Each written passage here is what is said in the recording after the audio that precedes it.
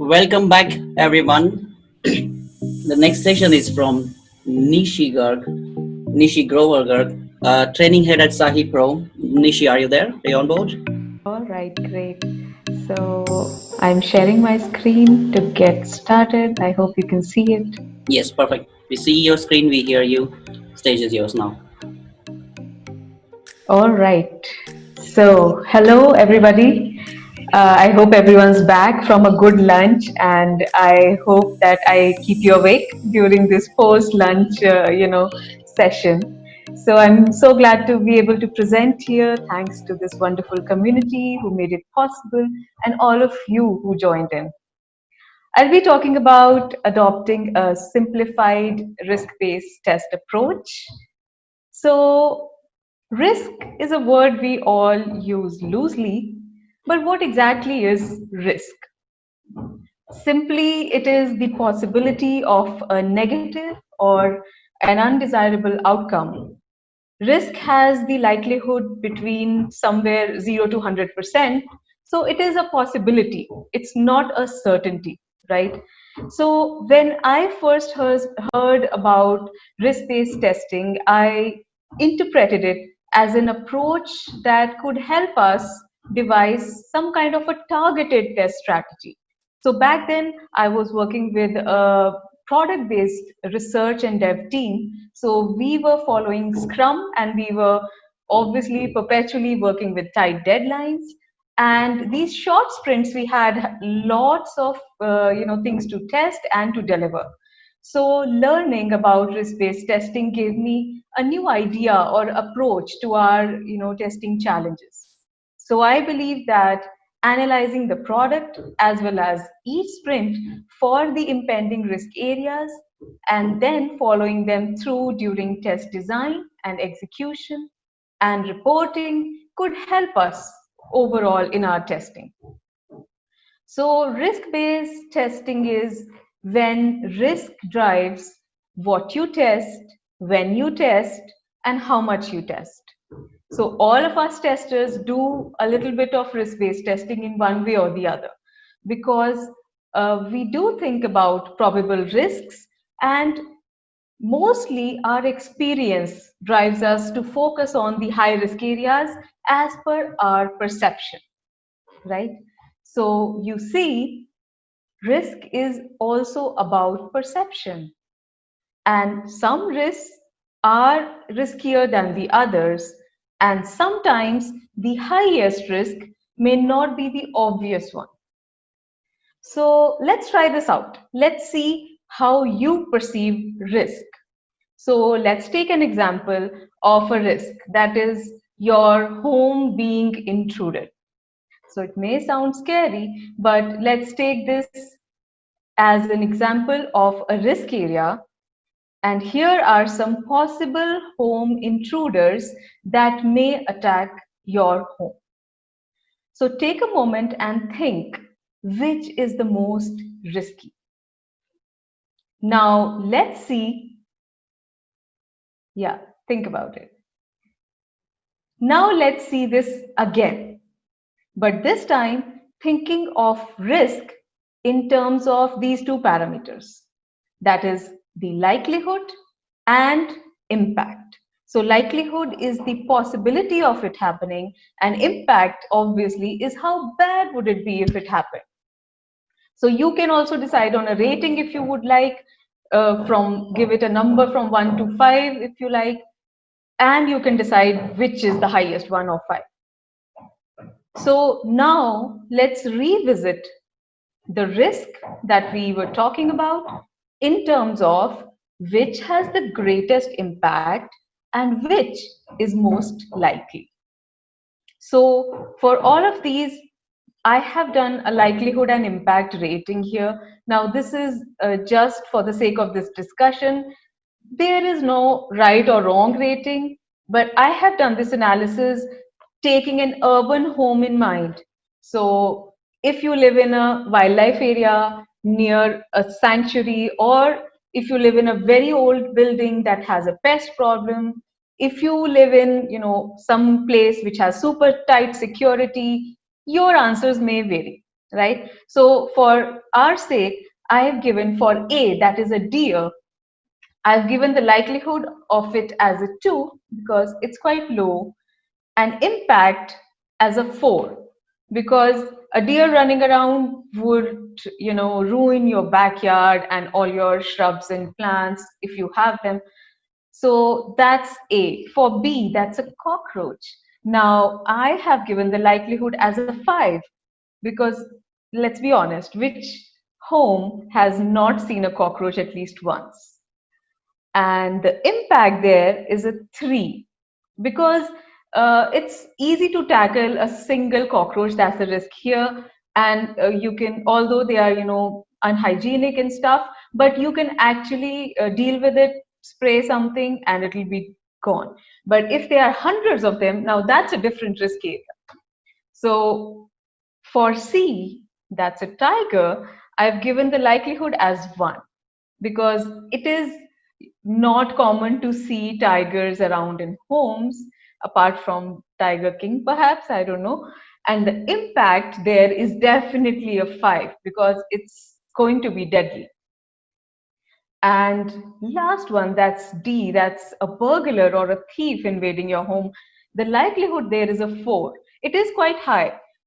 Now depends on which area you live in. In some areas it could be 5 even or 3 maybe. Impact though is a 5 because you are going to lose something precious. It may be fatal even. So definitely a 5 there. Now based on this likelihood and impact ratings, we can now calculate the risk priority number, RPN for short. What is this? This number is basically a multiplication of the likelihood and impact ratings that we just did.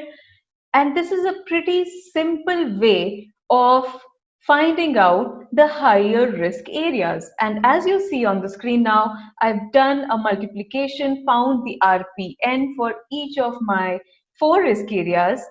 And now you see that we may have thought about the tiger being a high risk or a scary home intruder, but according to our analysis, the burglar or even the cockroach is a higher risk area. The impact may have been higher for C, but the likelihood of others, B and D, are actually higher, making it a higher risk area. So wonderful, isn't it? So before, we could take this kind of approach, I could start thinking about adopting this newfound approach in our test planning. I had a challenge at hand. That is to convince my team. Now, working with a closely knit startup-like team comes with its own, problems, its set of disadvantages or challenges, you can say. The team was quite good at achieving what they were doing. So, but they were sort of wary of introducing any new processes or fancy terminology. We followed a very raw and to the point approach, and we got things done. So the team and our manager were not really into adding any overhead unless they were convinced that it would add value.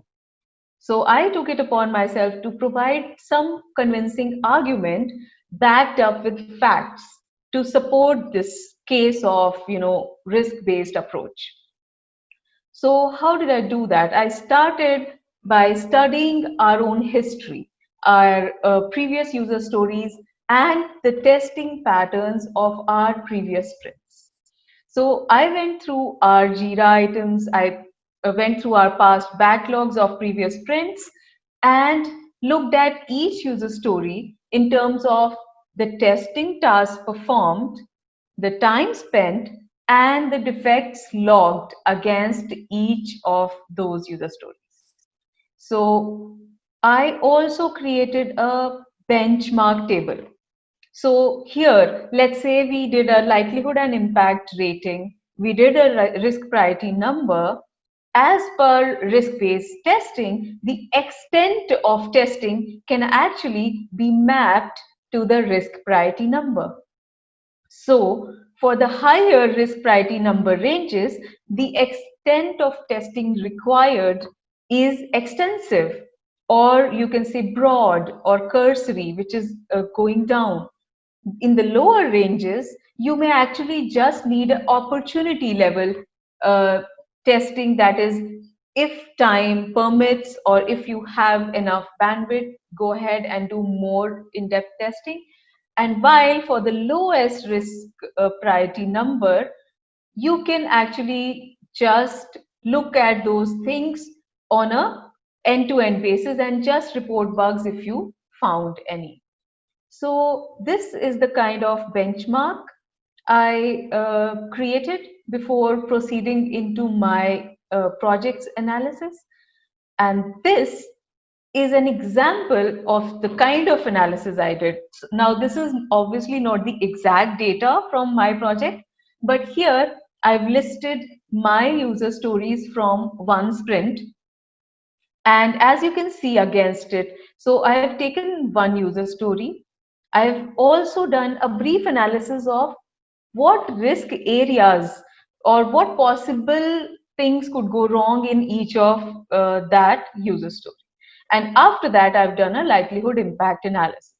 So let's see what we have here, just for the sake of understanding. uh, Data transformation during mapping. This is a new feature we were working on. It's about transforming the existing data. So this, uh, under it, I thought of risk areas like data not getting transformed correctly, or validation getting failed, or data loss during transformation, which is possible. So these kind of risk areas gave me a little bit of more, insight into what could actually go wrong, and it helped me in the likelihood and impact analysis. Now, I did this alone because for the sake of this example that I was presenting, but ideally we would do this as a team. So, you remember perception? So this helps in building a consensus on our individual perceptions. So I gave it a likelihood of 4 because it is possible, it's a brand new thing we are building, so it is possible that the transformation areas we could miss or have bugs in it. And the impact there is a 5, which is definitely high because there's data loss involved here. The second one is a web service that we were building, a new web service to query the data. So publish may not work for different query script properties, or records are not getting fetched according to the correct query that we are putting in. So these are the possible risk areas I identified.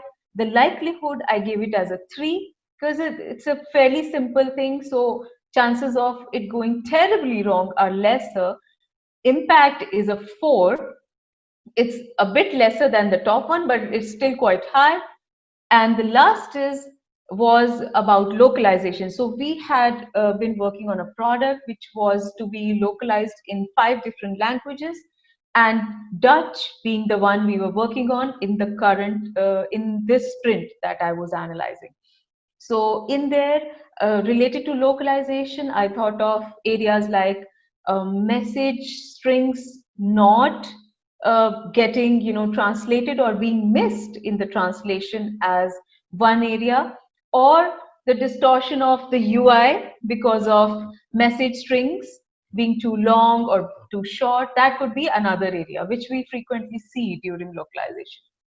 So the likelihood of this happening, I gave it as a 2 because I knew that we were using third-party, people to help us in the localization, and they were using our resource files to do it. So things getting missed was really a very low chance, and the impact there is a 3 because even if the screens do get distorted, it's still a UI level impact, not really a functional impact, and we can deal with it. So that was my thought process and my analysis of what those user stories were. Against it, again, we did a risk priority number. It's just a multiplication of the factors, giving us an idea of the extent of testing required. which we picked from the benchmark table that I just created. So based on the extent of testing, I could now also map the number of tests that were done against each user story, which I knew from our past records, the number of defects that were logged against the user story in that sprint and later. Now remember that this is a past sprint that I'm analyzing. So I have all this data from my Jira item of that user story. So the intent was to find out the patterns that may have been problematic in the past. So the major finding here was that the number of tests as well as the number of defects against the risk areas were not mapping with the level or extent of testing required as per this analysis. So I had calculated, so a user story related to localization that we have here had a risk priority number of 6, which is lesser. So it should have had opportunity level testing. But the number of defects we found were almost 10 in the current sprint and more later. The number of tests conducted were higher.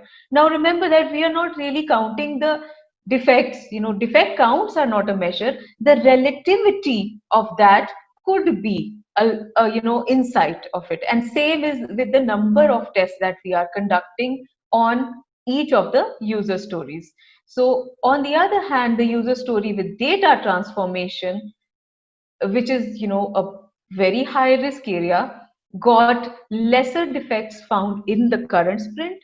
Some were found in the next sprints, but actually the best issues, the most critical issues I noted were found in the final user acceptance test cycle. So this was the user stories that we planned, how we conducted their testing, how we found defects, and what was our approach to tackling each of them was the intent here. So the main things that I noted that could have been done. Firstly, all user stories that were there in every sprint were obviously not of the same value, of the same priority, but the trends that we observed in time spent on test designing and test creation were almost the same across.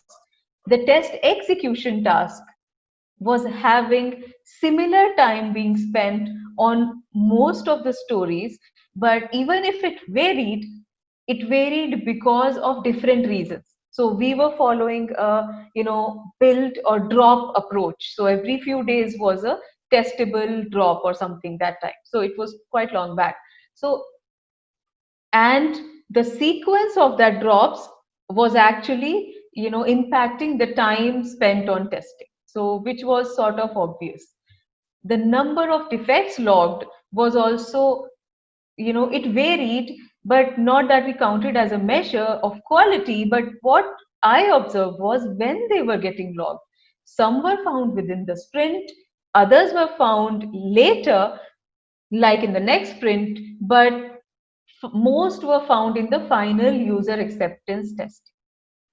So we could have spent less time on the localization story. Maybe more test design could have been done for the first 2 stories.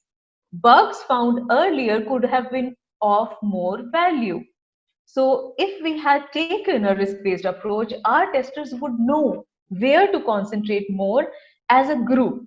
And although we had good experienced testers, even then, it would have been better to have a collective agreed upon approach, and it would be collective knowledge and consensus rather than a sole perception. So instead of just relying on one person's perception and trusting just one person to do that, we could have a collective knowledge of it. So the problems highlighted in test strategy were obvious, what I just discussed.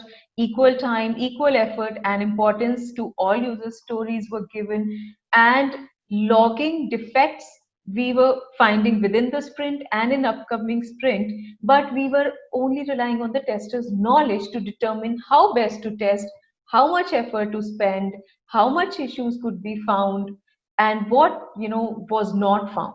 What we were missing was a pointed focus on every user story as per its own needs. So this risk-based approach could help us in deciding when to team up on a story, when to have more people, more brains involved, instead of all the testers just focusing on their own assigned stories. It could also help us in task allocation, because we would know which stories would need more effort, more time, more experience, and that would yield better outcomes for the team overall. So basically, this is how I sort of reverse engineered our test strategy to highlight where to fit in the risk-based approach. So I was a student of this approach. I'm still one. And just analyzing data from our past sprints, I wanted to give a convincing argument to my team to give it a try. And they eventually did. So I hope this encourages you to perform a similar analysis to just see that can you fit this approach in your project, and can you see where you can find the benefit of this approach. And now that we have discussed how to do a simple risk analysis, I would like to show you an example of how to get started with a very simple approach in a brand new project, in your own project. So for that, let's imagine that we are working on building a brand new e-commerce sort of application. Let's consider it as a web application.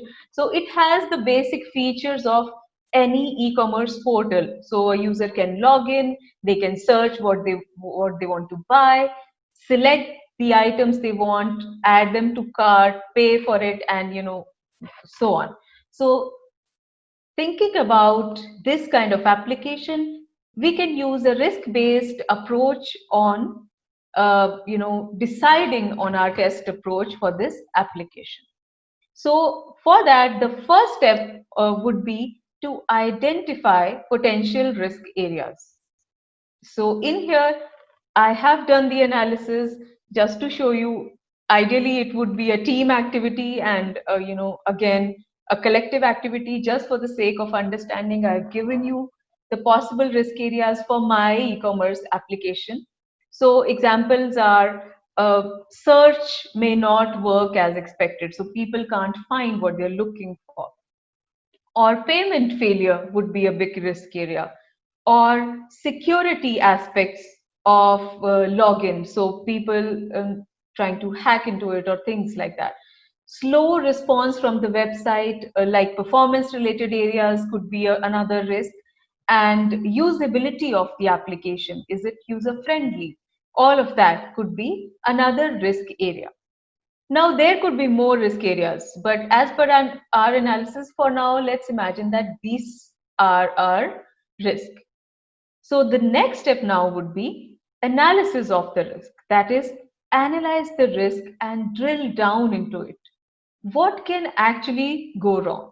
So I did a risk analysis. So let's say for search failure, we can search with substrings, search with or without wildcards, or search needs to show most relevant results on top, or search should not show things that are out of stock. All of these areas are what we would need to look at for the possible search failure risk.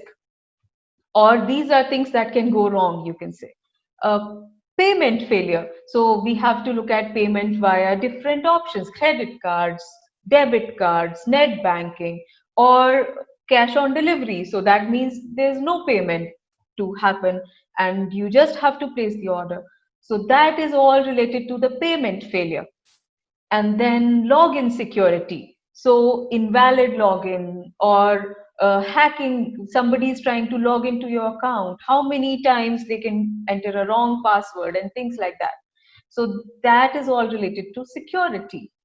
Then comes a slow response from the website. So you can say performance things, search results are not loading in time, image and product details are taking too long to load, and different points of the application where loading or performance would be of impact, you can see. And lastly, poor usability. So website is not user friendly, it's not attractive, it doesn't have good contrast, or poor learnability of the application overall could be the problem areas. Now, based on this analysis, now that it opens up our mind or perception, we can then perform a little likelihood and impact analysis. So again, I have given it a likelihood and impact analysis of my own. You may have a different opinion. It's fine. There's no right or wrong here. So I've given a search failure as a likelihood of 4 because it's a new feature and we are just developing it. So it may, have problems in it. Impact is again a 4. It's quite high because people can't search. They will not buy what they are looking for. And next is payment failure. So payment failure, I've given it as a 3, as in the likelihood, because I know that most of the payment gateways are third party. We have to integrate with them, and if we just do good enough integration tests, we know that we'll be up and running. So the impact though is a 5. It's quite high because we are not going to earn anything if people can't pay on the portal. And next comes login security. So I've given the likelihood there as a 3 because people trying to, do bad things or trying to hack into your e-commerce account on a new website would be quite low. Now this is not Gmail or Facebook, so it doesn't really have very much of my personal data that you can't find otherwise. So the likelihood there is a low, and even the impact is low because again it doesn't really have too much of my personal information, and even if they got in, they won't get really much out of it for now at least. So slow response from the website, that's the performance aspects, are definitely high on the likelihood as well as the impact. Poor usability, I've given the likelihood as 5. Now, because I know that when we are building something new, usability is something very low on our mind. Teams will tend to focus on the functional parts, developers and testers will get into creating those functionalities, might forget the usability aspect of it. So likelihood of it being wrong or bad could be quite high. And if that so happens, the impact will definitely be a 5 because we know that customers have thousands of options around, and if they don't like what they see, if they can't find the options they are looking for, if they are not comfortable with the application, they will exit within seconds, and that's what our market tells us. So definitely high on impact also there. So this is the risk priority number analysis. After doing the likelihood and impact ratings, we calculate the RPN, multiplying those two, and I have also reordered the risks now from high to low rating. And we see now that usability has come to the top risk area now, while security has come to the bottom here, although it is still in the top 5 risks, but it is still lesser, it will receive lesser effort and time as compared to other risk areas. So when we first did the analysis of risk or identified the risk, security may have seemed, quite high importance. It has come lower now once we did the likelihood and impact ratings, and usability and performance have topped the charts.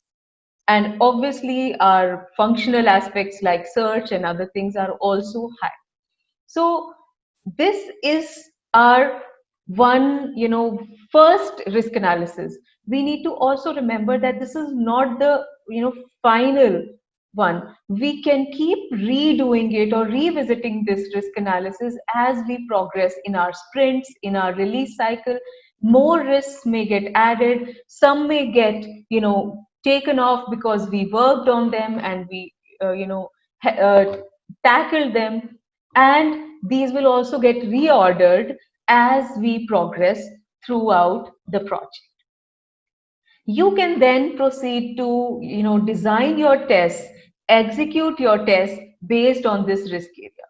So we can also use metrics based on the risk, like I've shown here. So everything we do from now on after this risk analysis, be it planning our test, designing tests, spending more time on test creation, exploratory tests, everything depends on the risk priority number. So I have also shown planned tests or actual tests. Sorry to Or interrupt, Nishi, but we have now 5 minutes left for the question and answer. I propose you please continue and finish the session and then take all the questions in Slack channel. yes, right. So this is the last slide. So Okay. we can use metrics like this. We can also showcase residual risk as a progress of measure. We can map defects to these risk areas and focus on unresolved defects based on higher risk areas first. So you see, throughout our life cycle, we can use the thought process of risk-based testing, and throughout our development and testing, it will guide our efforts.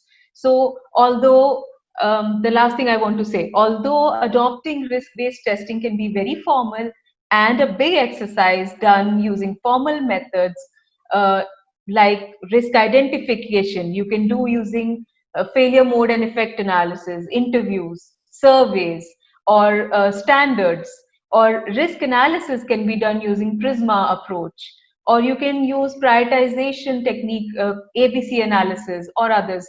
So, and you can also have very formal metrics around risk. But by using this simplified approach, you can at least begin to imbibe the essence of this risk-based testing in your process very easily and very quickly. So it's very lean in that manner, right? So it doesn't have much overhead added to your whatever you are doing currently. And slowly you can add then more formality and structure around it to suit your needs. And finally, what you gained out of this, you get to identify and assess risk, you get to prioritize your test efforts, you have more knowledge of risk, and it helps you answer the key questions like, what should I test first? Where should I focus more? And when should I say this is enough tests for this area? It basically allows better progress monitoring, better reporting overall, and obviously helps you find critical problems earlier. So that's about it from me. Thank you. I'm open for questions now. With the question from Sharon. Uh, in your team, do you do risk analysis for particular stories with the development team? Who is included in this discussion, and when do you recommend this discussion to happen for typical sprint? Right. So yes, as I said, this risk analysis is a collective team effort. So it has to have everyone on board. So yes, developers, testers, BAs, product owners, everyone needs to be on board and together to do this kind of analysis. And mostly it would be in the very initial part of the sprint, either just before sprint planning or just after it. So not later than that. Cool. And Soumya asks you, the likelihood and impact of that has been identified will lead to biases, and that might actually be not be the right RPN. What are your thoughts on that? Biases. Okay. So, so what we are trying to do by having everyone on board in the initial discussion itself is to get rid of those biases, because we know that as as people, as humans, and when we are working on things, we will have intrinsic biases towards something. So let's say I know a bit of security, so I will be biased towards drilling down more into the security when we get into it and test more around that area because I love it or I know it and I know the tools involved. And some same way for the others. But if we take the risk approach first and we do an analysis first, we all collectively know that where in the priority does the security or the other story lie, and then we will approach our test in that manner. So we are trying to actually get rid of individual biases, but yes, if as a team together we think that this story should be high on our priority for X or Y reason, which is again our collective decision, then yes, why not? Let's do that because we are domain experts. We know our product and we know what we want to deliver to the customer. So yeah, let's roll with it. As long as we all agree and we all know that this is the rating we have given and we agree with it, it's fine. All right. Thanks a lot, Nishi. We need to take the hard stuff here. I would ask you to please continue discussions in the Slack channel. Thank you for the wonderful talk and have a great rest of the time there. Yes, See you for the thank next you so much. Thank Cheers. you.